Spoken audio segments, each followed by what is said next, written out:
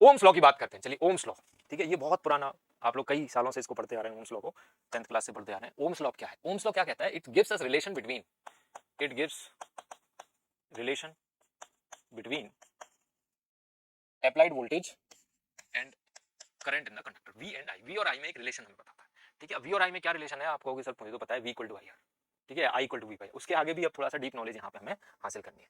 देखिए यहाँ पर जो इलेक्ट्रिक फील्ड है, ये जो इलेक्ट्रिक फील्ड है वो हो जाएगा V by L, electric field is V by L. तो अब हम क्या करेंगे? हमारे पास देखिए अभी तक दो इक्वेशंस हैं। हमारे पास एक करंट की इक्वेशन है, I is equal to n e A v, ये करंट की इक्वेशन। दूसरी इक्वेशन हमारे पास है ड्रिफ्ट वेलोसिटी की, drift velocity is equal to e tau by two, e tau by two, right. इस इलेक्ट्रिक फील्ड ई की जगह मैं वी बाई एल लिख देता हूँ, तो ड्रिफ्ट वेलोसिटी हो जाएगा E we tau by two M L, ठीक है। अब इस ड्रिफ्ट वेलोसिटी को उठा के मैं सिर्फ इसमें डाल दूंगा, substitute this drift velocity over here, तो आई हो गया n e A v d, v d की जगह ये डाल दीजिए e we tau by two M L, ठीक है। तो क्या हो गया? N E square A tau, n E square A tau by two M l into voltage v. तो वी इक्वल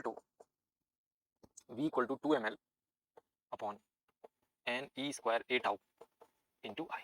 ये देखिए इस तरह से लिख सकते हैं, क्रॉस मल्टीप्लाई कर दिया मैंने। तो ये जो टर्म है ना, ये वाला term two M L upon N E square A tau. अब ये देखो सारी चीजें कांस्टेंट है इसमें, इसमें एक एक चीज को देखो आप, मास, इलेक्ट्रॉन का मास कांस्टेंट है, length of the wire constant है, एन क्या है? कांस्टेंट है, फ्री इलेक्ट्रॉन डेंसिटी। एक बार अगर आपने मटेरियल डिसाइड कर लिया तो एन फिक्स हो गया। ई इलेक्ट्रॉनिक चार्ज कांस्टेंट है, cross section area again, wire fix हो गया, एरिया कांस्टेंट हो गया, टेंपरेचर फिक्स है तो टाउ भी कांस्टेंट है। टाउ जो मीन रिलैक्सेशन टाइम है वो टेंपरेचर पर डिपेंड करता है, ठीक है। टेंपरेचर और मटेरियल कौन सा आपने चुना है, ठीक है, किस मटेरियल का ये कंडक्टर बना हुआ है, दो चीजों पर ही डिपेंड करता है टाउ बस। तो यहाँ पर मैं देख पा रहा हूँ कि ये सारी चीजें कांस्टेंट है, at fix temperature all these are constant, all these are constant.